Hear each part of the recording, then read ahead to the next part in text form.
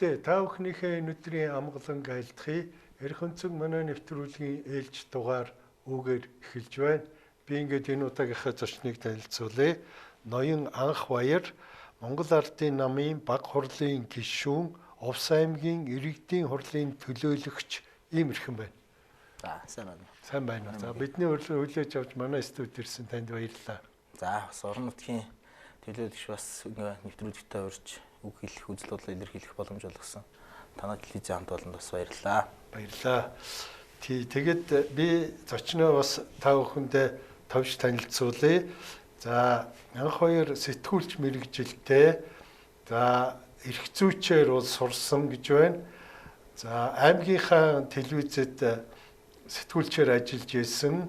За, ингээд 2016 онд одоо орон нутагтаа нэр дэвшээд аймгийнхаа иргэдийн хурлын төлөөлөгчөөр сонгогдчихсэн. За мөн 2020 онд эргээд бас 24 онд эргээд сонгогдсон. Ингээд 2 удаа аймгийнхаа иргэдийн хурлын төлөөлөгчөөр сонгогдсон ийм эрхэм байна. Увс аймгийнхаа Монгол Ардын намын дэд дарга засаг даргын зөвлөх хийдэг ийм хүн байна. За тэгээд бит хоёрын одоо өнөөдрийн ярилцах сэдв энд байна. Манай 6-7 дугаар баг хурал орон нутгийн гишүүний нүдээр гэсэн ийм сэдвээр ярилцах юм аа. За би зүгээр эхлээд нэг оршил хэлье гэж бодсон. Ягаад энэ хүнийг одоо энэ удаагийнхаа нэвтрүүлэгт өрөх болвоо гэж. За энэ анхаа гэж Twitter дээр анхаа увс гэж байгаа. Юун дээр Facebook дээр сайхан баярын сайн бэлгийн Анх Баяр гэсэн ийм одоо залуу байдаг. Тэгээ би тэрийг өөрийн постуудыг унших дуртай байсан. Маш тийм үзэл бодлоо хурц илэрхийлдэг. Одоо манай манч, амч, хүнч тэр налийн ч одоо мундагч хоёр нь тэр үнэн тийм шүүмжил хэлдэг ийм залуу байсан. Тэгээд би тэрэнд нь одоо талархаж гэх юм уу энэ залуугийн юмыг их уншиж дагдаг байсан юм аа. Тэгээ харин дараа нь ингээд энэ ман намын одоо 6 дугаар баг хурлцын дараа ингээ харсан чинь энэ маань одоо ийм улс төрч хүн болж таарсан намынхаа баг хурлын гишүүн орон нут одоо аймгийнхаа иргэдийн хурлын төлөөлөгч ийм гишүүн байсан байлаа. Тэгээд би сүүлд мэдлээ хэд өдрийн өмнө тэгээд ер нь бол энэ одоо намынхаа баг хурлын үйл явц энэ 2 удаа болсон баг хурлынхаа үйл явцыг сошиал дээр бас тавьж энэ төр олон нийтэд мэдээлэл өгч ирсэн ийм хүн учраас би одоо энэ нэвтрүүлэгтээ одоо өөрийг чинь урьж оруулж байгаамаа. За эхний асуулт юу яа? Энэ таны мэдэх асуултаас эхлэе гэж бодож байгаа. Энэ баг хурлын чинь танайх чинь нөгөө одоо намынхаа дөрмөр урлахаар их хурлаас зохион байгуулдаг тийм ээ. Тэгэхээр та одоо энэ нөгөө тэр үед чинь та энэ намынх Увс аймгийнхаа намын дэд дарга байсан учраас тийш автоматар орж байгаа тий. Намын дарга дэд дарга нар баг хурлын гишүүн орон нутгийн. Тэгээд нэг аймгаас нөгөө гишүүдийнхаа тоогоор ингээ хуваагдчих процентлэгдэж гишүүдийн доогоор одоо хэдэн гишүүнтэй төдөн гишүүн намын төдөн гишүүн төдөн баг хурлын гишүүн гэдэг байдлаар баг хурлын гишүүд сонгогддог. Одоо манай Увс аймгаас нийт 23 баг хурлын гишүүн. Асуудаг. Тэгэхээр Увс аймаг 20 гаруй мянган Монгол Ардын намын гишүүнтэй. Тэгээд энэнийхээ төлөөлөл болж бас баг хуралдаа дуу хоолойгоо өргөхийн тулд ингээ 23 хүн сонгогдоод ингээд ажилладаг. Тэгээ баг хурал гэдэг бол их хурлын чөлөөт цагт намын бодлого шийдвэрийг одоо тодорхойлдог, баталдаг ийм байгууллага одоо бодлогын дээд байгууллага гэх үү. Одоо ардчилсан намд маань одоо улс төрийн зөвлөл гэж байгаа, тий үндэсний зөвлөлт хороо гэж байгаа. Яг л тэрнтэй адилхан бүтс. Энэ зөвхөн одоо Монгол Ардын намд байдаг биш. Ер нь бүхэл улс төрийн намд байдаг бүтц. Гэхдээ өөр нэртэйгээс л болохоос биш. Их хурлын чөлөөт цагаар одоо намын бодлого шийдвэрийг тодорхойлж энд нийт гишүүдийнхээ санаа бодлыг тусгаж цааш явдаг ийм л одоо институц гэж хэлж болно шүү дээ. Баг хурал маань нийтээр хэдэн гишүүнтэй байдаг юм бол түүний одоо хэдэн орон нутгаас байдаг юм бол Ер нь сая тоогоор яг урилгаар орсон одоо шинэ гишүүд одоо юу гэдэг саналын ихтэйгээр оруулаг байгаа. Гэхдээ ерөнхийдөө урилгаар орсон тоо нийлээд нэг 400 хүн суух ёстой. Тэгээ нэг 300 хүн ирж амждаг. Одоо энэ чинь янз бүрийн ажилтай шүү дээ. Чинь зарим нь ирэх боломжгүй байна. Тэ? Зарим нь гадаад дотоод явна. Иймэрхүү ажлын 300 гаруй хүн суудаг. Тийм баг хурлаа байгаа. Түүний хэдэн одоо ер нь бол нэг 60-70% орон нутгаас байгаа. Их олон юм. Олон аймагуудаас гэсэн үг шүү дээ. Гэхдээ тэр дунд нь бас бодлогын нэрс байгаа л да. Жишээ одоо манай аймагтны нэр дээр чи одоо Улсын хурлын гишүүд орж ирнэ тийм ээ. Тийм үү. Тий, Улсын хурлын гишүүд орж ирнэ, зарим сайдууд орж ирнэ тий. Яг орон нутгаас яг орон нутагт амьдардаг гэвэл одоо нэг 10 хэд ч юм уу тий. 23-аас 13 мөрөв орчим орон нутагт бусд нь энэ Улаанбаатарт орсон суудаг бас Улсын гаралтай улс төрд явж байгаа. Бодлого тодорхойлж байгаа сайд дарга нар ч юм уу. Иймэрхүү байдлаар л ордог л да. Яг ингээд бүтцийн харуул 60-70% боловч яг ингээд орон нутагт амьдардаг хэсгийг харуул нэг 50 нэмэх байгаа гэж харж байгаа. Гэхдээ энэ нарийн яг одоо ингээд шууд тулгамдад хэлэх бас тоо гарахгүй л байна. Гэхдээ 50 нэмэх хөв бол яг орон нутагт амьдарч байгаа намын гишүүд. Тэг би зүгээр одоо за танаа намч одоо хаалттай юм байгаа үз. Танаа энэ баг хурлыг тэр ингэж гишүүдийг болохоор одоо ихэнх дарга цэрэгнэр л байдгийн гэсэн ойлголттой явсан юм аа. Тэгсэн чинь ямар ч байсан одоо олонх хичээлдэггүй мэхэд ихэнх ч юм уу байх нь шүү дээ тийм ээ. Ер нь сумын намын хорооны дарга нар, өвөрийн дарга нар ч байгаа шүү дээ. Аймгийн намын дарга нар тэгээ жирийн гишүүд ч байгаа. Улс төрд одоо юу гэдэг бодлого шийдвэрт үг хэлээ гаргачих хэмжээний боловсралтай тийм төлөвсөн ийм боловсон хүчнүүд бас баг хуралд оруулж явдаг. Тэгэхээр яг ингээд янз бүрийн мэдээлэлээр дуртайч хүмүүс байгаа, дургуйч хүмүүс байгаа. Аль нэг улс төрийн хүчнийг дэмжих тухайн иргэний үзэл бодлын асуудал тэгээ нийгэмд явж байгаа мэдээллүүдээс харахаар ингээд Монгол ардын нам хаалттай дандаа бодлого шийдвэрийг дарга нар гаргадаг гэдэг иймэрхүү тэгээд олон удаагийн сонгуулиар ялснаас ч тэр үе бас ихэнх гишүүдэн дарга зэрэг болчихсон байдаг. Ийм буруу зөрүү ойлголт байдаг баг. Гэхдээ ер нь яг гаднаас харж байгаа шиг биш. Яг дотроо бол харьцангуй бас зарим талаараа арчилснамаас ч арчилтай байдаг. Тэгээ арчил гэхээр заавал ингээд тайзан дээр гарч яваад зодтолтой тахтай биш шүү дээ. Чи үзэл бодлоо соёл доор илэрхийлэх. Тэр нь бодлого шийдвэр болох ийм л зорилго байгаа шүү. Тэгэхээр энэ тал дээр бол бас яг хүмүүсийн ойлгож байгаа шиг биш ээ л гэж хэлнэ. Яг дотрон суудаг хүний үед. За тэгээ хоёлаа одоо энэ яг энэ сэдвэрийг оръё. За энэ танай намын энэ 6-7 дугаар хоёр баг хурал их ойрхон хугацаатай болоод өнгөрлөө. За эхнийх нь болохоор нөгөө ерөнхий сайд өөрөө зарлан хоролдуулсан намын дарга. Намын дарга гэж ярина шүү дээ. Намын дарга гэж ярина. Яг тий. За дараагийнх нь болохоор одоо шинэ ерөнхий сайд нэр дэвшүүлэх гэдэг ингээд хоёр боллоо. Энд чинь одоо яг хэдэн сарын хэдэнд болцлоо та юуг нь санаж байна уу? Эхнийх нь 5 сарын 26-нууд болов уу? За тэр авд болсон. Сая нөгөөх нь болохоор үржигдэр боллоо шүү дээ. Үржигдэр боллоо шүү дээ 6 сарын 9-нд тий. Тий. За тэгээд энд мэдээж энэ хоёр баг хурал хоёулаа хаалттай болсон. Мэдээж намын дотоод асуудал ирдэг. Энэ дээр одоо мэдээж та бол одоо ер нь яг өөрөө сошиал хуудсан дээр та нэлийн мэдээлэл тавьсан байна лээ. Тий. Тэгээд та өөрөө шийд тэр аль нь одоо тэр намын нууц дэлгэж болохгүй юм байсан бол аль нь одоо олон нийтэд хүрэхэд нэг одоо өөрт чинь хал балгүй ч юм уу тийм ээ ийм байх болов гэсэн тэр хариултынхаа хүрээнд л байгаарай гэж би таныг хүсэж байна тий. Тэгэхгүй бол одоо би хамаагүй масаага та бас эмоцтой хөдөлгөөнтэй тариулцдаг тэгээд дараа тийм ээ мэдээж альва намын сахилга чи байлгүй яах вэ? Энд чинь нэг дарга нараас айсан дээ биш. Энд чинь 300 мянган намын гишүүнтэй нам энд чинь 400-аад баг хурлын гишүүн сууж байгаа. Тэгэхээр энэ хүмүүсийн бас ярьж байгаа сэдв, гаргаж байгаа бодлогыг нэг нь гарч ирээд одоо дураараа ярих те. Нэг нь гарч ирээд одоо хувийн тоглолтыг ч бас зарчимгүй асуудал та тэр хүрээнд тэрнээс ш одоо энэ нам удирдах байгаа хэсэг бодлого удирдах зүйл ч юм уу эднэрээс одоо дарам шахалт ирэн гэдэг үүднээс ч үгүй хорж байгаа асуудал биш хамт олонны хүндэтгэж байгаа асуудал гэж ойлгоорой та. За ойлголоо. Тий. За хоёлаа 6 дугаар хурлаас эхлэе. За 6 дугаар хурал чинь одоо За миний мэдхээр нөгөө намын дарга маань зарлуу хоролдуулсан. Тэгээд эхлээд одоо хайшаа чимдээ энэ хамтарсан засаг байх уу байхгүй юу гэдэг дээр санал хураах гэсэн юм уу гэсэн нэг тийм үл ойлголцох юм явсал да. Тэрийг та одоо тайлбар хэлж болох уу? Гэхдээ ер нь би баг хурал дээр хэлсэн үгээ сошиал дээр тавьсан. Тий. Тий. Тэгээд сошиал дээр тавьсан тэндээс та бас сонссон байна. Тий, сонссон. Нүүр амьсгалыг.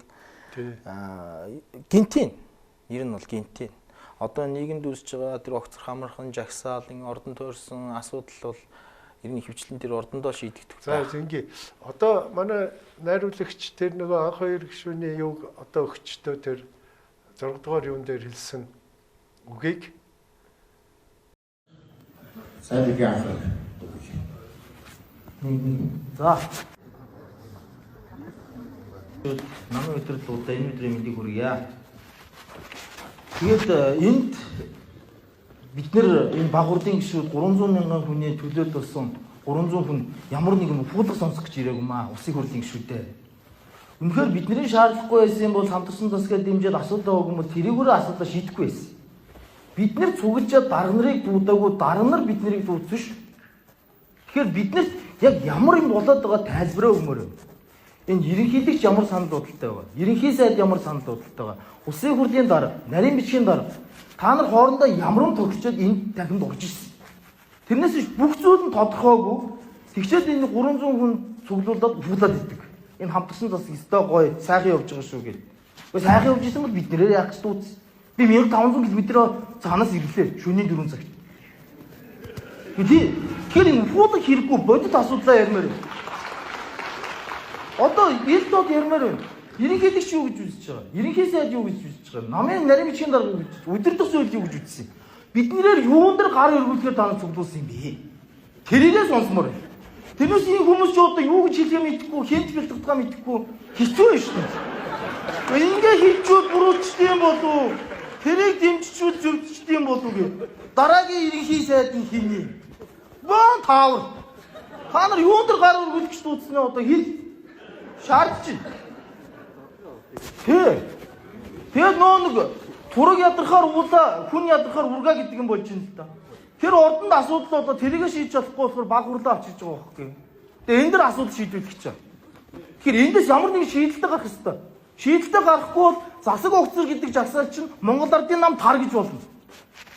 Тэгэхээр та нар энэ албан тушаал хуваарж нэгдэх болохоор намаасаа холбоор намын гишүүдэд дагвар хөвчих үдчихэд асуудалд орохоор энэ баг хурлын гишүүдэд цуглуулж нам дээр юм муу нэрээ шийдгээ бод.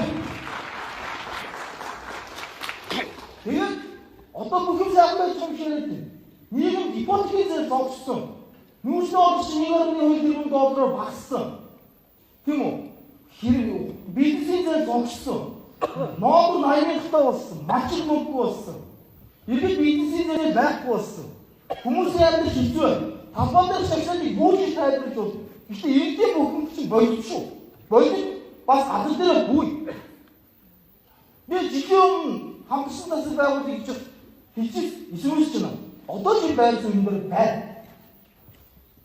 Энэ байр суурь дээр байна. Гэхдээ энэ хамтарсан засаг дангаараа байгуулъя гэхээр одоо манай хойд насндаа сайдын хүсэлтэй настай хүмүүс байна. Би төлөвлөж байна.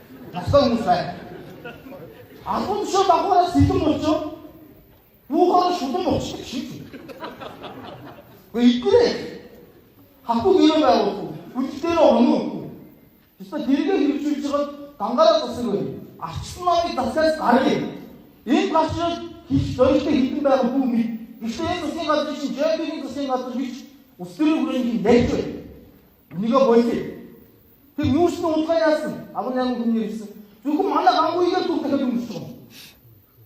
ЖП яас би шижирээс том яриад улсын хурлаар хурлаа тасчаад энэ их орны эцэг байлаа. Тийм байхгүй. Малчмын засгийн гараад үлсэн уран намтараа нийлээд явах бүх их газар байна. Тийм шийдвэрөө яваа.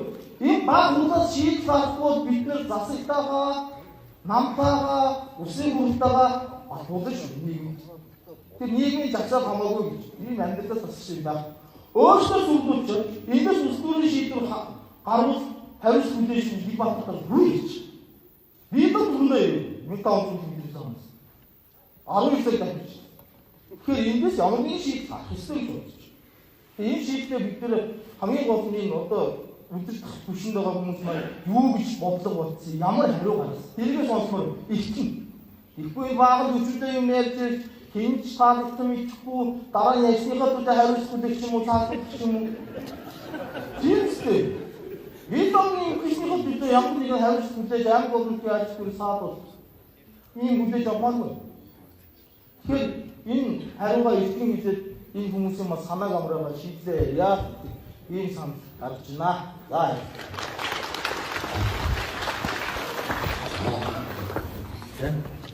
За та ийм үг хэлсэ гарч ирээд те. Тэгээд нийгэм бол тэр үед чи энэ хурал нь одоо биш баг хурал нь яг ямар асуудал хэлсэн бол энэ ерөнхий сайдаа огцор гэж хэлсэн юм уу? Эсвэл хамтарсан засаг тарах гэсэн юм уу гэл ингээд нэг үл мэдэгдэх тийм нэг мэдээллийн вакуумд байсан үе та энэ үгээ хэлсэн байхгүй те. Тий за эндээс та ямар тайлбар хэлэх вэ? Ер нь яагаад та энэ үгээ хэлэх болсон юм? Үгүй яг баг хурал чинь би түрүү хэлсэн баг хурлыг бол гинтийн байсан. Гинтийн байсан. Бид нар бол тэр баг хурал уралдамж гэдэг ордон тойрсон улс төр явж индаа л гэж харж ирсэн. Тэгээд мэдээж ерөнхий сайдыг огцруулах авч үлдэх нь улсын хурлын бүрэн эрхийн асуудал. Гинтэл одоо баг хурал зарласан. Тэгээ баг хурал төр одоо яг ямар сэдв яригдах нь тодорхойгүй. Ерөнхийдөө эхлээл намын дарга нэг хамтарсан засгийн үйл ажиллагааны дүгнэлт, улс төрийн дүгнэлт уншаад л ихсэн. Дараа нь тэгэл яг манай сурснараа улсын хурлын гишүүд маань зарим хүмүүс маань гарч ирэл одоо энэ хамтарсан засаг маань сайхан байна. Тэ? Улс орн хөгжиж байна, дэвшиж байна гэдэг л юм ярьсан л та. Тэгээд баг хурлын гишүүд тэр оронд ингээ эргэлзээнд турс яг яах гэж дуудсан юм бол юу болох гэж байгаа, ямар шийдвэр гаргуулах гэж байгаа юм бол гэдэг. Тэгээ би босч ирсэн л та нар одоо яг ямар шийдвэр гаргуулахаар бид нэр ингээ цуглуулсан юм бэ? Тэ? Тэргээ хэлээч. Одоо ерөнхийлөгч, ерөнхий сайд, улсын хурлын дарга, намын нарийн бичгийн дарга тий гисэг өдөртөх зөвлөлийн хүрээнд ямар асуудлууд тохироод өнөөдөр ингэ дуудаж байгаа юм. Ингээ битүү хатуу яхаар чи энэ хүмүүс чинь буруу юм магтчихвол яах тий. Нэг бодлоо тий зөвлөөр ярих тий. Тий зөв юмын унгачвал яах асуудал тий. Тэгэхээр энэ томьёолоо эргэж гаргаж иж тавиач гэдэг гисэг төсөлт өгсөн. Тэгээ томьёол нь болохоор мэдээж орчилсан намыг. Гэхдээ яг хөтэ энэ бүхэл бүтэн Монгол улсын бодлогыг барьж байгаа хоёр том нам. Нэгийгээ одоо нэгнийхээ хуралдаар буруутгахад нэр заах нь зохисгүй, ёс зүйн асуудал. Тэгээд хамтарсан засгийн гэрээг зөрчсөн намыг засгаас гаргаад цаашаа бие даан засгаа бүрдүүлэх үү? Үүнийг дэмжиж гинүү, дэмжихгүй гэдэг томьёолоор л санал асуулга явууч. Хүмүүс санал шүүмжээ хэлсэн. Гэхдээ уучлаарай. Эхлээд тэр чин томьёол нь өөр байсан юм биш үү? Эхлээд яг л тэр томьёолоор явсан. Тийм үү? Эхлээд нөгөө нэг энэ хамтарсан засгийн газар эхнээсээ дуустал энэ томьёолоор явсан зүгээр дундуур нь гишүүд бусаж за ингэхдээ тул энэ хамтарсан засгийг дэмжиж байгаа мó дэмжихгүй баг намын дарга дэмжиж байгаа мó дэмжихгүй гэдэг байдал руу оруулж санал асуулга явуулъя гэдэг ийм санал гарсан юм. Зарим гишүүдийн зүгээс. Тэгээд тэр нь дахиж завсарлага авч ярилцаа. Тэгээд намын даргын зүгээс эхний санал асуулгаараа явъя. Ягаад тэгэхээр орон нутгт улс төрийн нөхцөл байдал намын гишүүдийн дургуутсал их байна. Хамтарсан засаг чи мэдээж хуучин сайд алтан гэрэл тийм ээ. Уул уурхай туван, боловсрал хүн нам. Энэ чинь нэг маста салбаруудаа бид нар баялагын сангаа ярьж байгаа Монгол Ардын намын хөтөлбөртэй дэвшүүлээд ерөнхийлөгч мөрийн хөтөлбөртэй дэвшүүлж байгаа бол энийг бид өөрсдөө хэрэгжүүлэх гэсэн. Муу сайнч байсан. Тэгээ буруу зөвч байсан. Ингэжээж үр дүнгээ тавиулах хэрэгтэй. Тэгээ халаас илгээний асуудал дэмжсэн. Тэ? Одоо жишээ хууль зүйн салбарт бол нэг өдөр л одоо цагтаа шүүхийн шийдвэр тэ усын бүртгэл гэл халаад ихсэн. Нэг өдөр шүү баг. Ингээ 7 хоногийн зайтай бүх аймгийг. Тийм юм болсон. Аймагуудад бүгднийг ингээд хомургал нь халсан. Бүр тэгээд эн чинь бас олон мэдээж хуулийн салбарт нэг намын харьяал нэг тодорхой тийм яг ингээ бусад төрлийн албанд байгаа шиг байхгүй ш нь чинь бас тангар мөрц зүүцсэн юм албаа авчид гítэл нэрлүү орсон. Энэ нь бол нөх хуулиар далиндуулж одоо хуулийн байгууллагуудыг гартаа хийж өрсөлдөгчөө намнах тийм иймэрхүү бодлого руу явж гин гэдэг юм дургуутсал хийсэн баг. Тэгээд энэ улс төрийн нөхцөл байдал орон нутгийн гишүүдийн санал гомдол бас байна. Тийм учраас ихний томьёоллороо бас явуулах нь зүйтэй гэж намын даргын санаачлагаар ингээд. Ер нь бол тэгэл Эрдэнэ даргын манлайлбар тэр хурал нөгөө маргаан Тэ янз бүрийн зөрчилгүүгээр ингээл яваал санал хураасан. Тэгэл 61% арчилсан намыг засгаас гаргая. Ер нь цаад утгаараа. Наана бол ямар ч намын нэг байхгүй. Томьёол дээр бол арчилсан нам гэсэн байхгүй. Тий. Энэ чинь нөө хамтарсан засгийн гэрээг зөрчсөн гэдэг үндсэл нь болохоор одоо нөө лодоо самбуу гишүүнээс эхлээд засаг огцруулах гарын зөрүүлсэн шүү дээ. Тэгэхээр энэ бол бас нэг гэрээг нь зөрчсөн гэдэг ийм агуулгаар л гаргасан шийдвэр. Ер нь тэрнээс үндсэл нь бол тийм. Тий. Нэг тэр хамтарсан засаг газрын байгуулах гэрээ гэж юм яригдтий. Тэр чи одоо юу гэлээ би нэг буруутуулааг бол 500 гаруй зүйл ангитай 70 хуудасч гэлүү нэг тийм. Үгүй. Яг боддоор тэрийг их нэмгэн л үдсэн үү 4 5. Тэрийг нэг хүн болгон шаардаад байдаг. Тэрийг ерөөдөө баг хурал дээр бид нэр танилцсан. Миний нөгөө хэлэхэд одоо баг хурал дээр бүгдээрээ танилцаад за ямар гэрээ байгуулсан юм бэ? Зөв. Тий. Энэ гэрээгээ нийт тавьж болох. Нийт тавихгүй мө гэхэд энэ журмын нөхдөд танилцуулж болохгүй. Зөв. Ингээ битүү хатуу намын 3 намын даргал энэ чинь үгүй манай нам чинь ард түмний ялан гэж жилийн өмнө ураатаагаар сонгуульд орсон нам шүү дээ. Гэтэл одоо яг үр дүнд гарсан чинь 3 намын дарга ялцсан юм шиг л болцсон тийм ээ. Тэгээд энэ гэрээгээ харуулаач гэсэн. Тэгээд тэр гэрээгээ ерөнхийд нь яг ингээд цууцаар нь харуулдаг л ерөнхий заалтуудын ерөнхийд намын даргуунш танилцуулсан. Тэр нэг тийм сүртэйч одоо нууцлаад ч юм уу сүртэйч тийм хатуу заалт тавьсан зүйл биш ерөнхийдөө хамтарч ажиллах тухайл ерөнхийдөө нус орныхаа хөгжил дэвшлийн төлөө 3 нам яаж хамтарч ажиллах юм бэ яаж бодлого тодорхойлох юм бэ гэдэг ерөнхий юмнууд л байсан гэж ойлгосон. Гэтэ яг одоо тэр гэрээгээ хууцууцаар нь унсан хүн Монголд 3 намын даргаас хийд байд юм мэдэхгүй байна. Шууд хэлээ. Ерөнхий ойлголт бол авсан. Гэхдээ тэр та бүхний чинь тэр томьёол одоо тэр дотор яг тэр заалтыг зөрчсөн жишээлбэл тэр бусад намын гишүүд маань одоо засгийн газрыг огцруулах аливаа үйлдэл хийхгүй ч гэдэг юм уу тийм заалт байсан. Тийм заалт байсан. Байсан тий. Тэгэхээр тэр гэрээгээ зөрчсөн. Тэгвэл тэгээд аргагүй зөрчсөн. Ер нь зөрчсөн. Тэгээд ер нь үндслэн тэгж гараал тэгээд ерөнхийдөө цаашаа ингээд энэ байдлаар бол ус төрөөд авахгүй. Цаг хугацааны асуудал. Тэгээ ардын нам чинь одоо 300 мянган гишүүнтэй, тэгээ хатуу гишүүнчлэлтэй, арчил нам маань ч гэсэн тийм хатуу гишүүн. Тэгэхээр энэ хоёр барууны зүүнний үзэлтэй хоёр нам хэрэг мартаагүй бол Монгол ардын нам зүүнийх арчил нам барууны үзэлтэй. Арчил намынхан маань тэрийгэ мартчихаагүй бол Монгол ардын нам энийгээ мартчихаагүй бол тийм ээ. Тэгэхээр ийм хоёр нам ивсээд засаг байгуулад явнаа гэдэг бол мэдээж зөрчил гарч байгаа юм л да. Тэгээ энэ зөрчлөө эрт шийдвэрлсэн сайн. Тэгэхгүй ингээд үжиграад яваад байвал энэ цаашаа ямар ч асуудал тулгууж болох юм мэдэхгүй л байна. Гэхдээ яг тэр баг хурал дээр чинь одоо тэр бас бичлэгэн задарсалтай нийтэд нөгөө танай намын дарагч ерөнхий сайд маань хэрвээ энэ хамтарсан засаг ингээд тарах юм бол би ажлаа өгнө гэж яг хэлсэн байл нь шүү дээ. Хэлсэн тийм. Хэлсэн. Тэр одоо бичлэгэн задарсан юм ч одоо юу юм бэ? Харин тийм юм. Тэрийгдээ яг уу тэр хүний хэлсэндээ гол нь биш л дээ. Тэр хүн чинь ингээ хамтарсан засаг зөв юм аа гэд гэрээ байгуулад эн чинь засгийн газраа байгуулад тийм ингээ засгийн тэргүүнээр хариуцлах хүлээгээд явсан хүн одоо энэ ингээ арчилсан нам нэг намыг гаргах тохиолдолд ингээ өөрөө үлдэн гэдэг ёс зүйн хувьд ч бай хариуцлагын хувьд ч бай боломжгүй л зүйл тэр одоо ёс зүйн өндөрлөгөө хадгалж хариуцлагаа хүлээж тийм үг хийсэн баг. Тэгээд тэр нь яг уу зарим магадгүй хүмүүст олцолдог ч юм уу те улс төрийн хувьд те иймэрхүү байдлаар явсан байх. Тэр яриад илэгддэг бол асуудал бол тэгээд ерөнхий сайдын хувьд бол тэгж хэлэх нь зөв л гэж бодож байна. Ер нь бол хариуцлага хүлээх хэрэгтэй шүү. Тэгээд засгийн тарчуул. Тэгээд тэр нөгөө яриад дэлгэцсэн сойч чи нийгэм чинь хүлээтэл үүссэн. За тэгвэл энэ нөхөр өнөө маргааш огцрох юм байна. Гэт ингээд хүлээсэн чинь баг 12 тонлог ялаа өнөө жирээс дуучгүй шуучгүй алга болчихсон. Тэгээ би өөрөө чи тэр үед нэг юуг нь харж байсан. Өөрөө чи сошиалыг харж байхад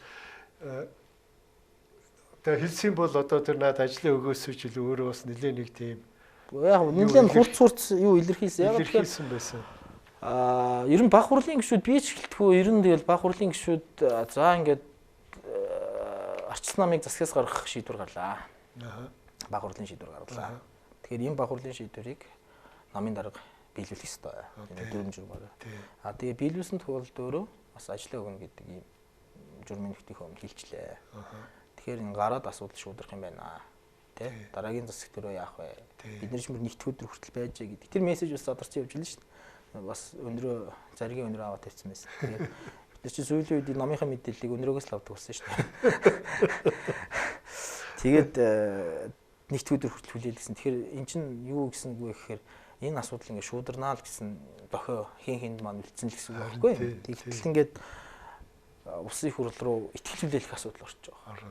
Тэгэхээр эн чинь нэг намын баг хурлын шийдвэр биелэхгүйгээр улсын их хурлын бүрэн эрхлөө шилжиж байгаа байхгүй. Тэгэхээр энэ намын баг хурлын хувьд ингээд шийдвэр гаргасан хүмүүсийн хувьд бол бүхэн л үүсэж. Намын баг хурлын нэг бодлын эн чинь тэгэл анх юунаас эхэлтэй вэ гэхээр ер нь Октор хамархан жагсаал болсон тий орлогоо нутал гэдэг юм яригдсан тий. Энд чинь бол одоо жишээ ерөнхий сайдын ёс зүйн асуудал л та. Ер нь шууд хэлгээд тэрэндээ яг тэр үнэхээр орлогоо нутлах юм уу нутлахгүй юм гэдэг дараагийн асуудал. Тэрэндээ тайлбар өгөх нь тэрэндээ ёс зүйн хариуцлага хүлээгээд хуулиар шалгуулад хамаагүй болгоод ингээ асуудлыг нэг талдаа шийдвэрлэх нь ерөнхий сайдын асуудал гэж харсан. Хувийн асуудал. Гэтэл энэ чинь намын баг оролдуулаад шийдвэр гаргаж. Тэрийгээ дахиад намын баг хурлын шийдвэр биелэхгүй болохоор чинь танаа намын баг хурл гэж нэг хэрэгтэй ч юм уу хэрэггүй ч юм уу шалны алчуур боллоо моллоо гэж одоо ингээд Twitter сошиалаар яваад ирсэн шүү дээ. Тэгэхээр чи маш олон хүний бухимдал үүссэн. Тэгээд тэр асуудал намыг одоо Монгол Ардын намыг нэг тийм байдалд оруулчихж байгаа. Нөгөө талаар арчилсан нам хөөгдсөн юм шиг болчихж байгаа. Хууль ёсны шийдвэр гараагүй ч гэсэн ерөнхийдөө тийм хүлээлт үүсчихэж байгаа. Тэнд ерөнхий сайдын асуудал үүсгэд энд арчилсан нам хогсож шээ. Энд ардын нам бас шалбагт хэмжин тий. Таамжийн шийдвэр хэрэгждэг гэдэг байдлаар чинь. Тиймэрхүү нөхцөл байдал үүссэн юм л да. Тэгээд л ерөнхийдөө бухимдаж бичсэн үг. Тэгээд дараа нь улсын хурл руу ороод тэгээд хичнээн гişүүн үнэн өөр царайгаа харуулв. Ард түмэн яа тий. Бүгднийг л харлаа ш. Тэгээд энэ хувийн асуудал энэ хүртэл явж болохгүй л гэдэг санаа. Тэр постуудаараа ч би тодорхой үзэл бодлоо хэний одоо юу гэдэг хинч харсан ойлгомжтойгоор л илэрхийлсэн гэж бодож байгаа. Гэхдээ одоо нэгэнт бүх юм болоод өнгөрсөн. Ингээд асуудал нэг талтай гарч байгаа шиг байна. Тэгэхээр одоо ингэсэн юм аа би тэр үдгээд давтна. Одоо босон юмны араас яриад байх шаардлага баг. Гэтэл ер нь тиймэрхүү үйл явцууд ерөнсөн шүү гэдэг. Тий, тэгвэл яг хоо зүгээр яг тэр 6 дугаар баг хурал дээр танай ерөнхий сайдын хэлсэн үг энэ төр чи бас тэн дунд бол гарч илээ штэ. Ер нь бол ингээм хамтраа засаг барих хэцүү байд юм байна. Чи энэ дандаа ардсан намыг хамгаалж байна гэж надад их шахалт ирэх юм аа. Ардсан намыг чи ямар их албан тушаал өгд юм бэ гэдэг юм байна. Тэгээд ардсан нам чи яаж явах тэр нэг шалгадаг нэг хороог авцсан байх шүү дээ. Хэн шалгалт тий. Хэн шалгалтын хорооч үлээ тий. Тий сайттай шүү дээ. Тий сайттай тий. Тэгээд тэднийх чинь шалгаад ингээд буруу зүрүү юм биднээсийг худлаа одоо ингээд шалгаад ял тулгах гэдэг байна ч гэдэг юм уу. Нэг тийм шахалт одоо ерөнхий сайд руу маш их одоо энэ жирийн гишүүдээс чинж тэр энэ дунд шатнаас тэр ялангуяа намын бүлэг дээр бол байнга тэрийг ярьж явсан гэд зовлонгоо хэлж илээ л дээ. Тэгээ яг тэр эцсийн юу нь бол тэр ардсан нам муу ажиллаад тэр тэмээ зөрөнд нөгөө гэрээгээ зөрчсөндөө ч биш намынхаа гишүүдийн шахалтанд аргагүй ороод тийм байдалд орсон юм бо гэсэн зүгээр над тийм сэтгэл төрсөн шүү. Гэхдээ тэгээд одоо ерөнхий сайдын сууд гэдэг чинь тэгэл ям бял хоёр нь хамт явж идэг баг. Тэгээд мэдээж тэнд чинь олон хүний хувь зай шийдэж байгаа тохиолдолд эрх ашиг хөндөгдөж байгаа. Тэр нэг намын гишүүдийн зүгээс шаардлага тавих нь ч зөв тий? Ер нь арчилнамаас шаардлага явж ирсэн баг. Одоо луугаан тэмдэг дарга. Бид нэр ингээд албан тушаал хамтарсан бол ингээд энэ салбараа албан тушаалдаар 50 удаж जैन тий гэдэг юмнууд явсан баг. Тэгэхээр энэ хоёр намын дараад адилхан л ирсэн дарамт шахалт баг. Тэрнээс одоо намын гишүүдийн зүгээс баг хуралдтал тий бичиг өргөн барайл одоо энийг хамтарсан засгаас гарга гэж шаардлага тавьсан. Яг албаасаар шаардлага тавьсан байхгүй шүү дээ. Тэгээ ихтэй яг ер нь ус төр яаш таашаа явж өрнж байгааг ерөнхий сайд манаас урчилж харсан баг. Тий. За 6 дугаар бүгд төрлийн талаар иймэрхүү байна. За энэний өмнө хоёлоо жоохон төгсөхөө тэр жилийн өмнө болсон нөгөө 5 дугаар бүгд гэж хурлуулсан. Тий. Тэн дээр юу хэлсэнхээр одоо энэ нөгөө хамтарсан засаг байгуулъя гэсэн одоо намынхаа дарга саналын шийдвэр. Тий гишүүдээр хилцээ таавах хүчин зөвшөөрөөд яасан тийм ээ. Тэн дээр та ямар байр суурьтай байсан бэ одоо хувь гишүүнийхээ хувьд? Эсрэг. Тийм үү. Эсрэг байр суурьтай. Ер нь эн чинь юу шүү дээ. Бид нар чинь сайн муучууд 35 жил арчилсан тогтолцоо гэдэг замналаар одоо явж байна тийм. Бид нар чинь яг энэ арчилсан тогтолцооны үеийн хүүхдүүд. Одоо энд өсөж төрнөлөө шүү дээ. Дахиад коммунизм руу ч юм уу эсвэл нэг даргын дарангуул одоо автотер эсвэл нэг хаан засаг руу шилжээд тэнд бид нар амьдарч чадахгүй. Одоо танай их нь одоо коммунизмаас арчлал руу шилжихэд бүгдээрээ л нэг бүдэрдэг шигтэй бид нар зогцохгүй шүү дээ бас. Тэгээ тийм учраас арчлалтай хайртай.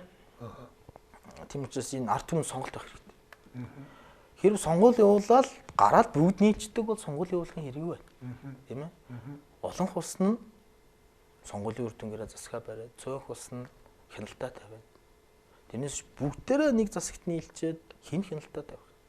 Яг энийг та тэр хурал дээр хэлсэн юм уу те? Энийг хэлсэн. Тэгээ нөгөө талаар бас яг хэвлэл мэдээлэлд хэлгээд таагүй хат өгнөч хэлсэн. Ер нь энэ чинь ингээ хөвөлдөөний асуудал руу явчихж байгаа юм шүү. Энэ сонгуулийн үр дүнг харахаар тийм ээ. Гэдэг юмнуудаас бас хэлсэн. Тэгээд энэ хамтарсан засаг гэдэг чинь ер нь бол одоо энэ том 3 нам нийлчихэж шүү дээ. Монголд 30 хэдэн намаас. Тэгэхээр чинь хэн хяналтаа тавьж явах юм? Эсвэл цаашаага нэг намайг хэн харах, нохог хэн саах уу гэдэг байдлаар. Тим салбарууд дээр тийм боллоо шүү дээ. Тийм бүгдээрээ нийлж байгаа чинь. Тэгэл хоёр намын бүлгээ зангиж жаал уруулж ирэл ямар ч асуудал хамаагүй зүтгүүлдэг.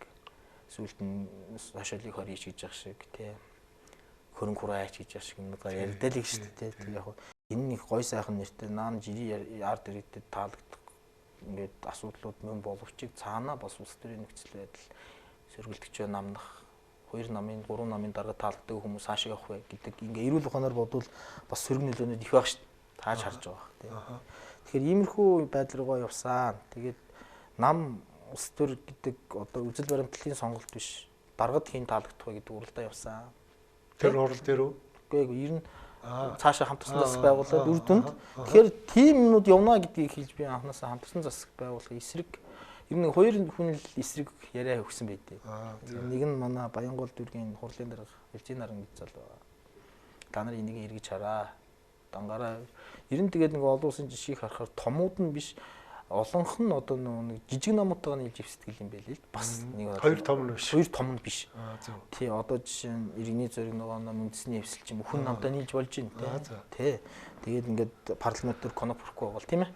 Бас тодорхой хэмжээний бас улс төрийн нөхцөл байдал байгаа шүү дээ. Наан бүгд намаар холбогдсон ч гэсэн цаана ах トゥ угийн харьцаад амраг садны харьцаад хүмүүс ч байгаа шүү дээ яасан дээр. Бид нар л хилдэггүй ингээл яваал идэг болохоос шүү. Тэгэхээр иймэрхүү нөхцөл байдал бол жижиг намуудтайгаа нийлээд засаг байгуулдаг. Ялангуяа нэгдмэл болсон. Бид нар Германы жишээг амар сайн ярьдаг. Тэгээ Герман ч одоо холбооны улс шүү дээ. Энэ нөхцөл байдал өөр, хүн намын соёл боловсрал өөр. Манад зогтсон. Нүүдэлчнээсээ суурин руу энэ 50% шилжиж байгаа юм ард түмэнтэй нэгдмэл улсад ямар засаг хэрэгтэй тий? Яаж хөгжиж гэдэг юмуд нь бас өөрийнхөө үндэсний онцлогтой ингээд тохируулж асуудал ярихын дээр болов гэж бодоод. Тэгээ энэ Германы жишээ чи худлаа байна гэдгийг Элжин нар нь хэлжсэн л та. Тэр үедээ хоёр л эсрэг те бусд нь үнэхээр л сайхан болчлоо. Одоо л мандуулаа жаргуулаад өгөн ингээ хамтарсан засаг юуснаар бүх зовлон нарилан гацаа тэг харилна л гэсэн. 10 сарын хугацаанд ямар үрдэнтэйснийг бүгдээрээ надад хэлүүлдэг мэдчих واخ тийм. Тийм байна. Тэгээд тэр чинь хэдэн хувиар батлаа нэ хамтарсан засаг байгуулах гэж байна. Бараг 90 хэдэг үү? Бас л их өндөр хувиар батлсан. Өндөр хувиар батлсан тийм. Өндөр хувиар батлсан. Та бол тэгээ яах вэ нөгөө өөрөө хувийн эсрэг байсан ч гэсэн одоо олонхын саналаад байгаа л тэгэл дага штэ. Тэгээ энэ чинь бол яах гэж нам улс төр одоо намын гишүүн болсноор яг өөрийнхөө үзэл бодлыг нийгэмд ингээд гаргах, намынхаа бодлого шийдвэрээр дагамжуулаад хэрэгжүүлэх тий. Нөгөө талаар бас олонхын шийдвэрийг хүндэтгэх энэ чинь арчлалын зарчим шүү дээ. За тэгээд одоо хоёулаа 7 дугаар баг хурал руугаа орё. За энэ 2 хоногийн өмнө хуралдсан. За тэгээд ерөнхий сайдад одоо Зандан шитэр гэж хүний нэрийг дэвшүүлэхийг та бүхэн дэмжиж явуулсан байна лээ. За энэ дээр одоо та үзэгчдэд хурж болох. Гэхдээ одоо тэр нууц мөс дотоод асуудлаа ярихгүйгээр ямар комент хэлж болох вэ энэ баг хурлын талаар? Ерөнхийдөө миний өгсөн яриа тодорхой байгаа. Та бүхний бол сошиалтай баг хурал руу орохын өмнө ямар байр суурьтай байгааг хэлэр хийсэн. Тий. Яг ингээд ер нь ингээд тэн дээр бол үг хэлсэн өөрөө тий. Үг хэлсэн. Тэр нөө орохын өмнө ярьж бас тэрийг л хэлсэн байна тий. Тий, тэрийгээ ерөнхийдөө хэлсэн. Тэгээд яагаад ингэ яриад энэ хэр зарим хүмүүс л бодож байна. Энэ орон нутгаас ирчээл олон юм яриад энэ одоо яадаг нөхрөө тий. Попрод энэ тодорхой гэдэг гэж магадгүй. Зүгээр энэ Улс төр гэдэг зүйл одоо нийгмийн байдал одоо юу гэдэг Монгол Ардын нам гэдэг чинь өөрөө 21 аймаг 9 дүүрэг 300 мянган гишүүнтэй. Тэгэхээр бид нар гишүүн бүрэл яг адилхан үг хэл үзэл бодлоо илэрхийлэх хэрэгтэй. Тэгээд яг нь орон нутг гэдэг дуугаа суугаад авах шүү дээ. Энд чинь 126 гишүүн ерөнхий сайдын танхим өдөр зөвл энэ хоорондын 300 хүний дотор иргэдэг улс төр биш шүү дээ. Энд чинь 300 мянган гишүүнтэй арчилсан нам 250 мянган гишүүн. Бүгдээрээ дуурайя л гэж одоо мөс салж ийн гэх юм. Ирнэ хүмүүс ингээд орон нутгаас ирээд дуурайд ч гэсэн ингээд үзэл бодлоо илэрхийлээд хүмүүст хүргэж болно. Цаашдаа ч гэсэн хийдүүлээ ингээд дуу шуутай байя. Дарга дагаж гар өргөдөг биш тийм ээ. Зөвийг нь даах гар өргөлгүй явах юм чи. Зөв зүйлийг дэмжин. Өдий хүртэл бас намынхаа бодлого шийдвэрийг дэмжээ сая зандан шатад дарга ичсэн ингээд бид нар батлал явуулж байна тийм ээ. Гэтэ буруу зүйл төр бас ингээд ус болгосон юм шиг дүүгээ байгаад болио.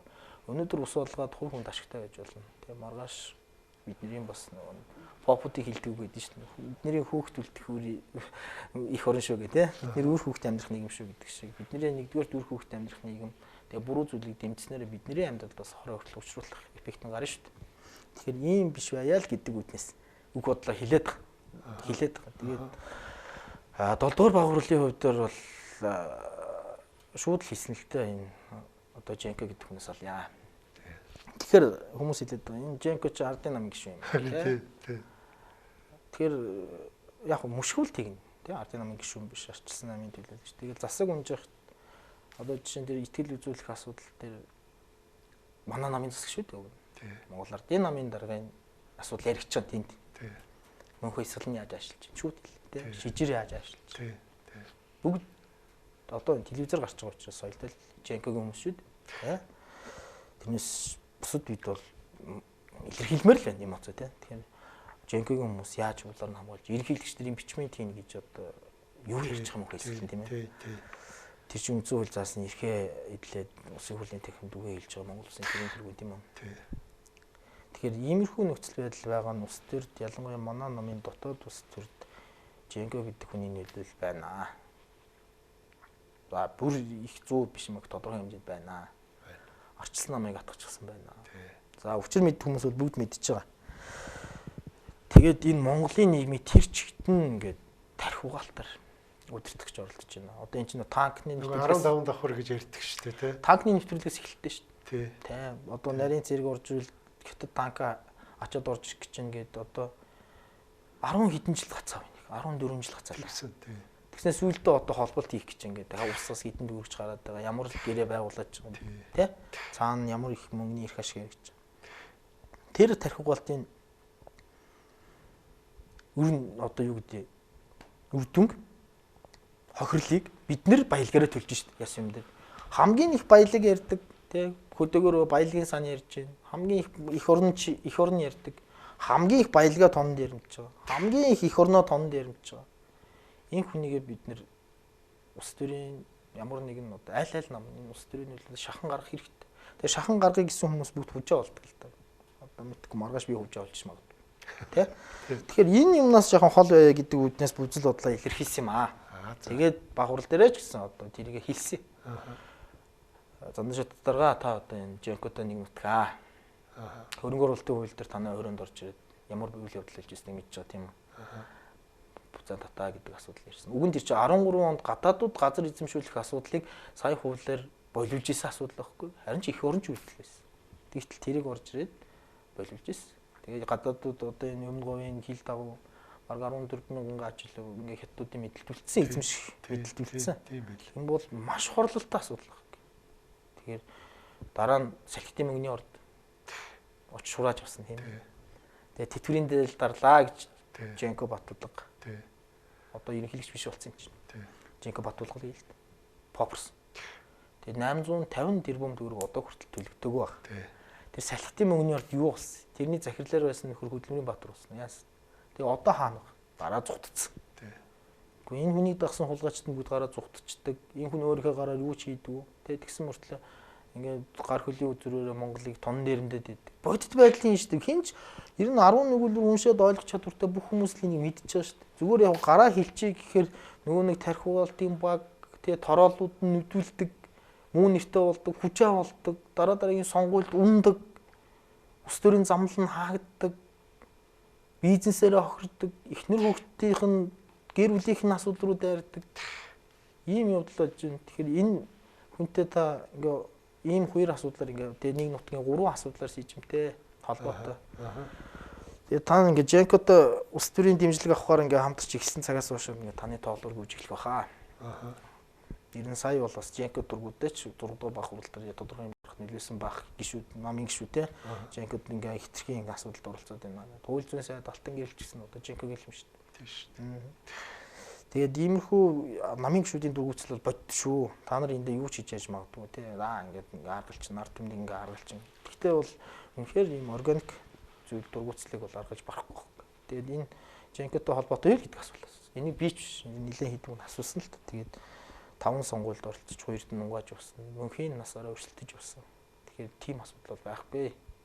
Энийг бол намын нөхдийнхөө хариуцлагатаар мэдэгдэе л гэсэн. Тэгээ одоо цаг хугацаар л байгаа. Хамгийн ихний ээлжинд ямар хүмүүсийг сайдаар томилж байгааг харагдж байна.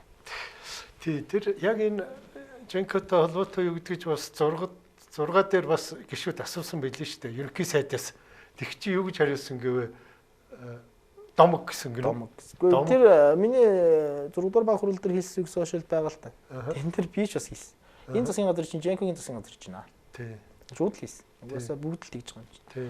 Тэгээ гişүүд ч асуусан. Тэгээд энэ хүнтэй холбоотой асуудал нь бол яг уу ерөнхийлөгч ерөнхий сайд гэдэг утгаараа бас энэ дээр шимжсэн айлгал зүйлд байсан ш 21 онд. Тэр утгаараа ингээд ажил хэргийн шугамар асуудал байдаа. Тэгээд хардаж намайг харлуулах гэхээр ийшээ төлөвтэй. Тэгэхээр ерөнхийдөө бол тийм асуудал байхгүй гэдэг зашмын байр суурь илэрхийлсэн. Тэгээ яг ерөнхий сайдын байр суурь тийм байна. Итгэхээс бидний асуудал. Тийм ээ. Тий. За тэгээд одоо ингээд баг хурлын дараа ингээд бас сошиал дээр элдв юм тавигдаад байна. Жишээлбэл зандан шарт дарга би одоо энэ оюун эрдэнэ ерөнхий сайдын хийж исэн бүх юмыг үргэлжлүүлнэ. Бүх үйл хэргийг үргэлжлүүлнэ гэсэн гээд нэг эсэг шуугж байна. Зарим нь болохоор яг тэгж хэлээгүй маа. Зарим нь ихсэн юм аа энэ төр гээд. Тийм юм яригдж байна. Та энэ тухай хэлж болох уу одоо бас нууц. Тэр чи яг нуугаад ах үү. Ерөнхийдөө өнгөрсөн 2 эрдэнэ даргын толгойсон засгийн газарт авах юмуд байгаа шүү дээ. Бомбын сэргэлтийн асуудал байна. Тийм ээ, бомбын сэргэлт байна. Энэ хил холболтын асуудал байна. Энэ ураны төсөл байна, тийм ээ. Ингээд томоохон төслүүдээ хэрэгжүүл ингээд ихлүүлж чадсан баг. Энэ бол яг Монгол шиг жижиг оронд улс төржилт нь ийм баян халж яадаг улсад бол бас нэг талын энэ жилийн хугацаанд чамгүй амжилт чамгүй яг алдаа мадаг нь байгаа байх. Тий. Бас тоочвол алдаа амжилт хоёр нь ингээд дийслэгтэй л гарч ирнэ. Аль нь их юм гэхээс тий. Тэгэхээр энэ зөв бодлуудаа үргэлжлүүлье. Тэ энэ ерөнхий сайдын хэрэгжүүлжсэн зөв бодлуудаа үргэлжлүүлье. Бас намын гишүүдийн шүүмжлэлтэй хандаад байгаа асуудлуудыг алдаа байгаа бол тэрийг бас засаж залруулад хамгийн ихэнд энэ төр цомхон байх хэрэгтэй. Бүтэмжийн менежерүүдийн асуудал байна тийм. Төсвийн асуудал байна. Энэ төсөв гэдэг зүйл бол орон нутгад их халтаа болсон шүү дээ. Тэгээд иймэрхүү намын гишүүдийн ингээд бас шүүмжилж байгаа асуудлыг засаж залруулаад явъя гэсэн. Тэгээд сошиалд гарахтаа яг вэ тэгээд харан цагаанч болохыг цагаан нь харж болох тийм ээ. Тэгээд манайхан тэгээд хамгийн харамсалтай бүгдийн шүүлтүүргүүгээр хүлээж авчих гэж байна. Бүгд шүүлтүүртэй хүлээж авдаг бол өнөөдөр ингээ их орны тонн дээрэмцэн хулгайчд их орончийн дүрээр ажихгүй л ахалтай. Тэгээд тэн дээр чинь яг нөгөө удирдах зүйл болохоор нэг л хүний нэрийг Зандан Шатар дарга нэрийг оруулсан юм байлээ. Заалнаас болохоор Тэмүүжин гişүү өөрийгөө тэмүүлсэн. Тэмүүлэн гişүү те өөрийгөө дэвшүүлсэн юм уу те. Тийм мэдээ гарсан. Тэгээд тэгсэн санал ураагаад 60 хэд 30 хэдээр ч үлээ бас 67. Тий. 33 чинь бол олонхоор л бараг ялсан байлээ шүү дээ тий. Тэгээд тэн дээр бас нэг энэ та энэ Тэмүүлэн гишүүн засагтаа авч ажиллаараа энэ төр гэсэн бас нэг тийм санал гаргасан юм уу тэр? Гэхдээ яг санал гаргах биш. Энэ манай баг хурлын гишүүд.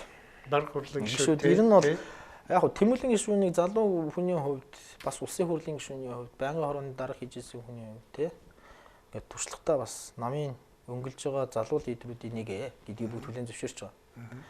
Харин ерөнхий сайдад одоо баг хурлаас одоо дэвшүүлээ гаргаа явуулдаг улсын хурал дээр батлагдах асуудал. чинь 3 4 талын институцийн асуудал байна шүү дээ. Хүлээн зөвшөөрөлттэй асуудал. Тий. Намын бодлого зөрчсөн ч гэдэм үү те. Нөгөө талаар ерхий хэрэгчээс ямар дэмжлэг авах вэ? Ерхий сайдаас ямар одоо байгаа ерхий сайдаас ямар дэмжлэг авах вэ? Улсын хурлын дарга юу гэж үзэх юм гэдэг ийм ингээ бодит нөхцөл, улс төрийн нөхцөл байдлаа харахаар бас эрсдэлтэй байна. Өнөөдрийн түвшинд яг энэ дотоод зөрчлийн асуудал. Нэг үг хэлэхтэй зөрчил байгаа шүү дээ. Энд чинь зөрчилгүй бол өдий хүртэл засгийн онгоогоо явуул гэж дээ. Тийм үстэй. Ямар ч зөрчилгүй сайхан байна нэг худлаа үгээ болох хэрэгтэй. Тэгэхээр энэ зөрчлийн асуудал дээр арай нэг алтан дундчийн бариад явж болох хүн зандан шатар дарга гэдэг ийм л нэгдсэн байр суурьнд хүрсэн л дээ. Энд чинь бас үндсэн хуулийн 2 удаагийн өөрчлөлтөнд улсын хурлын дарга хийж зөвлөлдөх арчлалыг бас шанг тавьж одоо энэ хуулийн санаачилж явсан. Бас энэ эрх зүй талдаа, энэ төрийн байгуулалт талдаа бас чамгүй туршлага хөрөмтлүүлсэн. Бас намын лидер хүн шүү дээ. Улсын хурлын сонгуульд унсан гэдэг нэг тийм юу байгаа яваад байгаа болохоос шүү дээ. Тэгээд Женкоч гэсэн 17 дундчаал 16 дундчаал 17 онд ерөнхийлж болсон шүү дээ. Тэгэхээр энэ бол нэг асуудал биш гэж харж байгаа. Яг одоогийн нөхцөл байдалд намын дотоод асуудал болон гадагшаа энэ бодлого шийдвэр аваад явах тийм хүн одоо зандан шатар гэдэг дээр удирдах зөвлөж намын баг хурлж ерөнхийдөө ойлголтод хүрээд тэмүүлэн гишүүнээ бас засагтаа авч ажиллуулаад та хоёр ингээ нэгтээд явбал бас илүү бас засаг төрийн үйл ажиллагаа зэгцтэй болох юм болов зөв болох юм болов гэдэг л ийм санал явсан. Гэтэ бол манай намын дотоод ардчлалтай байна гэдгийг нэг илэрхийлэн тэмүүлэн гишүүн бас заалнаас дэвшээд нэмэгдэхтэй цаг үед 30 хэд үеийн санал авчин гэдэг бол бас сайн үзүүлэлт харж байгаа шүү дээ. Баг хурлын гишүүний хувьд. Тий. Одоо бас нэг ийм өнцөг байна. Одоо Зандан шатар гэдэг хүн чинь болохоор 24 оны сонгуульд одоо тэр төвийн тойрог гэдэг баг тий. Тэгээд за тэр төвийн тойрог хангаан бүс тий. Тэгээд тэнд нь одоо өөрийнх нь тэр аймаг Баян хонгор байж идэг. Тэгээд тэр дундаас гарч чадаагүй хүн. Тэгээд эн чинь тэр одоо хүлээн зөвшөөрөх чанар, тэр легитим чанар тэр хүнд байна уу гэсэн одоо их тийм аргаанууд явж байна. Тэр тухай асуусан өөрөөс нь одоо баг хурал дээр та одоо ёс суртахууны эрхтэй юу? Та өөрийгөө легитим чанартай гэж бодож байна уу ч гэдэг юм уу? Үгүй ээ. Зарим хүмүүс бол асууж л ирсэн. Тэгэхээр тэр бол ерөнхийдөө баг хурлын нүүр амьсгалд бол бас нэг ингээ хаажаад байхад бол яг том тойрог бол анхудаа явсан. Анхудаа энэ том тойрогоор явсан. Энэ дээр үнэж босох асуудал гэдэг бол зөвхөн хүүхнээс гадна бүлэглэлийн шин чанартай юмнууд орсон гэж бодож байгаа. Тэ? Зарим арчилсан нам ардын намын гишүүд нийлээ явц юмуд байгаа шүү дээ. Им байгаа шүү дээ. Одоо юуг нь ухаж байгаа нөгөө том тойрог дээр тий. Нам хоорондоо өрсөлдөд байдаг. Чи манай баруун бүстэл одоо 6 хүний нэр арчилсан нам ардын намны илтсэн ингээл энэ 6-ыг сонгороо гэж нэр бишивлүүлсэн цар цаануудад тараачлаа шүү дээ. Одоо юуг нь ухт би тэр баг хурлд ичгүй бол тэр нэрийг чи үзүүлээ л гэсэн. Тэгээд тийм нөхцөл шалтгаанууд байгаа учраас яг үндсэн учраас хүлээн зөвшөөрөхгүй байна гэдэг асуудал бас хэцүү. Ер нь шууд нэг талаас нь харах хэцүү. Тэгээ анх удаа ийм тойргоор явсан ингээд янз бүрийн хар хорууд орсон бахуу дараагийн өөрөө тэгж хариулж гэнэ үү те? Тий, өөрөөс тэгж хариулж гэнэ. Тэгээд энэ Женко гэдэг хүний нэлээд ласар их байсан. Тэр тойрогт. Тэр хүн чинь янз бүрийн өр дарна те? Банкусын өр дарна, банкны өр дарна гэл бас л баахан амтны толгой эргүүлээл тэргээр чинь ингээл бүснүүлэл тэгэл эрүүл ухаантай хэсэг нь мэддэггүй юм юмнууд явсан штэ. Тэгэхээр тэр бас нэг ард түмний ханаралтын дунд бас хан нурж унсныг тий үсэхгүй. Тэгэхээр энэ дээр бол баг хурал бол нэг ачаал хөдлөгөөгүй яасан. Одоо шууд хэлэхэд бол.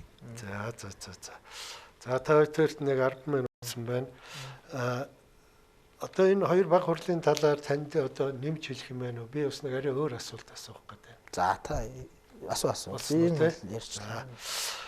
За одоо хоёул орон нутгийнхаа тухай ярив. Та бас түрүү зогсдурдаал агуулаа. Энэ төсөв өсвч орон нутагт айгүй хэцүү шттэ л гээл дурдан лээ те.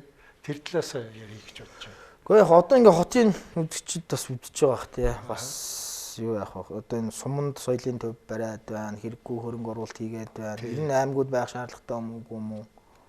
Гэдэг юмнууд шүүмжил сошиал дээр ч гэсэн их байдаг те. Гэтэ хүссэн үсээгөө Монгол орн чинь сая 500 1000 км хавтгаа дөрвөлжин газар нутагтаа 3 сая хүнтэй.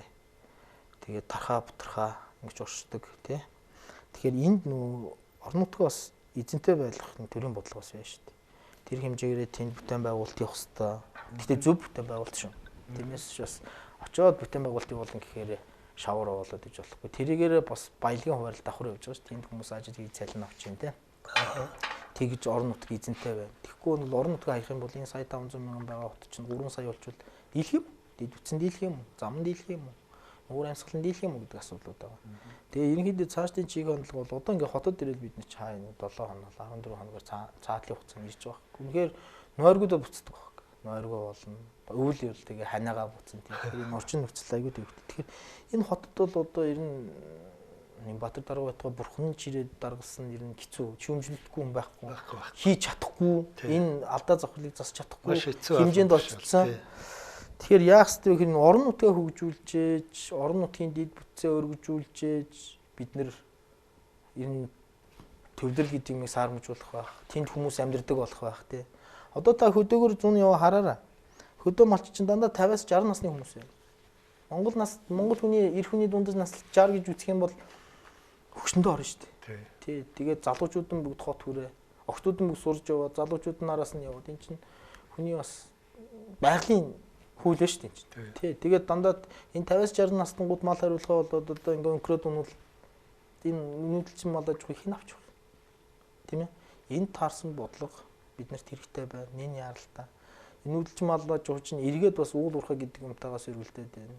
Угаасаа таны хашаанд дэмжилж явсан хашаан чинь ирээд алт ухын гэвэл хинчил уурлна зү. Тэгэхээр яг л бэлчээр дээр нь ирээд алт ухын ч юм уу нэг эдс баялаг ухын гэхээр мачад уурлж байгаа зөв шүү дээ. Энэ чинь амжиргаатай холбоотой асуудал байхгүй. Тэгэхээр эднэрээ зохицуулах зөв зохицуулах асуудлууд хэрэгтэй байна.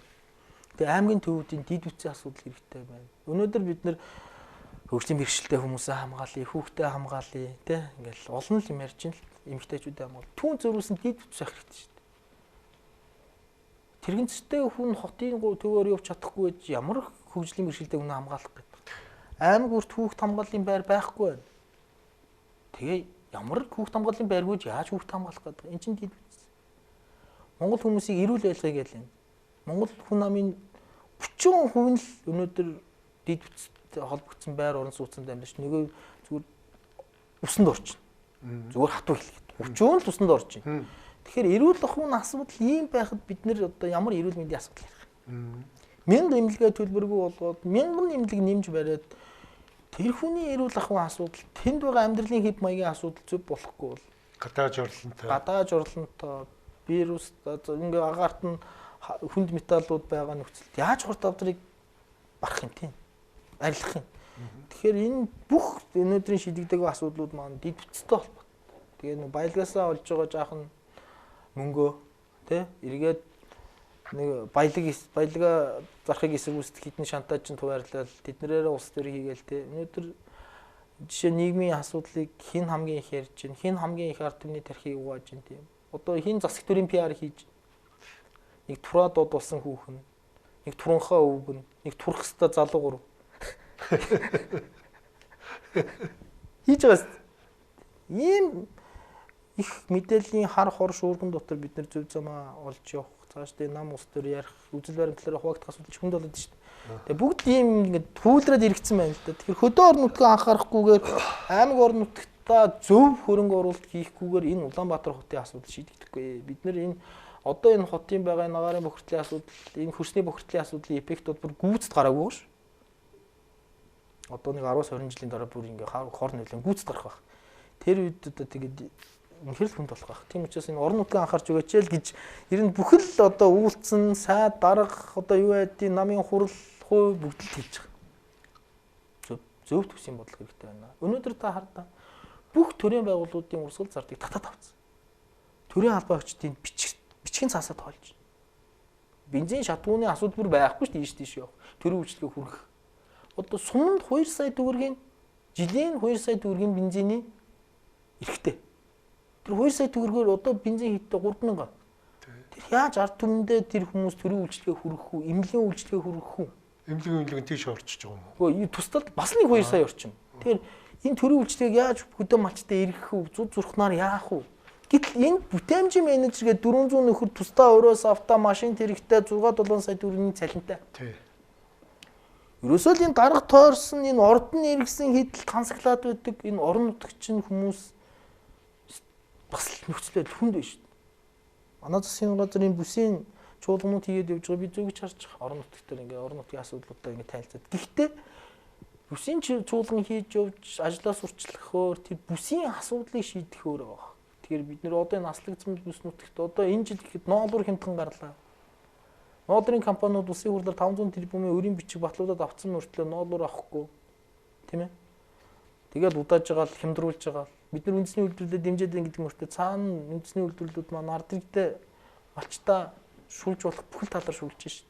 Яг нь үндэсний үйлдвэрлэл бизнес эрхэлж болохгүй гэж байгаа юм биш. Гэхдээ энд чинь нэг тодорхой хуулийн зохицуултууд хин хинээ нэг харилцан ялсан байх хэрэгтэй гэдэг зарчим маань үйлчлэхгүй байгаа учраас л ингээд малчид гар дээрээ мөнгөгүй, махны экспортыг хоригдсон, мах үнэгүй. Тэгээд тэнд яг хөдөлмөрийн насны хүн байхгүй, дандаа настайчууд.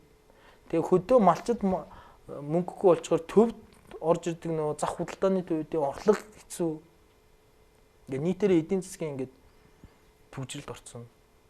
Ийм байдал. Нөхцөл байдал хүнд байгаа. Өнөөдөр телевизээс сурчлаад байгаа шиг тэр хэдэн тархи угаагчд яриад байгаа шиг бүх юм ингээ сайхан байгаа. Дэлгэрийн оронд амьдраад байгаа юм байхгүй шүү дээ.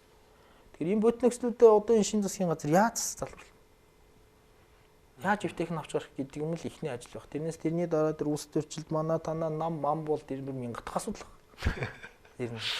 Ордныхоо бодит байдлыг хэлж байгаа. Дээр нь төрийн байгууллагуудын одоо энэ хамтсан засаг байгууллагад олонний амтаа бас ерөөсөө хуралдаад идэх. Энэ төрийн албагч ажил хийхгүй шүү дээ. Эсвэл ингээд цахим хурал болж идэг, эсвэл Улаанбаатарлууд удаж идэг, тайлан тооцоо нэгч идэг. Одоо жишээ нь төрийн өмчт компани дээр нэг инженер 4 даргатай. Дээрээ. Тэр хүн хаагур нь аль даргад нь тайлангаа өгөх. Дарга бүхэн өөр тайлан их. Дарга бүхэн өөр тушаал өгнө. Тэр хүмүүс чинь ийм цалгардлын үр дүнд л өнөөдөр дулааны 3 дугаар цахилгаан станцад дэлбэлчээ сууж байгаа гэж би харж байгаа. Хэнийх нь хүнд орж хэнийх нь зааварчдаа сонсгоо мэдгүй байлцсан. Тэгэл хуралдаал. Багш нар зүгээр хүүхд сурахаас илүү конспект бичихтэй хамаг цагаа зарцуулж байна. Баахан бичих цаастаа ноосолсон тэр хүүхдийн хүмүүжлийн асуудал, тэр сургалтын асуудал тэнд орхитоод байдаг. Тэгэл цаасан дээр баахан үрдүн гаргаад л тэрийгэ гоё шторк хийгээд цацаад байдаг. Ийм одоо болох хэрэгтэй хөө. За та бүхэн 2-3 минут би нэг сүүлийн асуулт. Би нэг л юм гайхаад байдгийг. За ингээд өнөөдөр Монгол улсад одоо мөнгө олж болж байгаа ганцхан салбар байгаа. Уул уурхай байна. За тэгээд уул уурхай хөгжүүлээ. Одоо танай аймагт очиод одоо ийм уурхай нээгээд очихоор нөгөө засаг дарганч тэр юунч тэр ард түмтэйгээ нийлээ эсэргүүцээд юм нэвдлээ тавьчихдаг. Тийм байж өөр яаж ямар татврын мөнгөөр одоо тэгвэл та бүхний одоо төсвөл харахаас өөр ямар ч арга байхгүй. Та бүхэн тэр өмнөд очиод харсан л байлгүй. Тэр хаа хонгор сум байна. Яаж хөгжсөн байна? Цогццын сум яаж хөгжсөн байна? Тийм ээ? Бүр тэд нар чинь өөрийгөө хангаж зогсох булсын төсөвд чинь их найдаар нь өгж штэ. Өөрсдөө замаа өрч чинь улсын төсвийг харахгүй. Энэ минийг яагаад ашиглаж болдгүй юм бэ л гэж би тэрийг л бүр гайхаад идэх байхгүй. Тэгэл нэг сайхан унган байгаль одоо юу ч гэдгийг нэг ярьсан улс.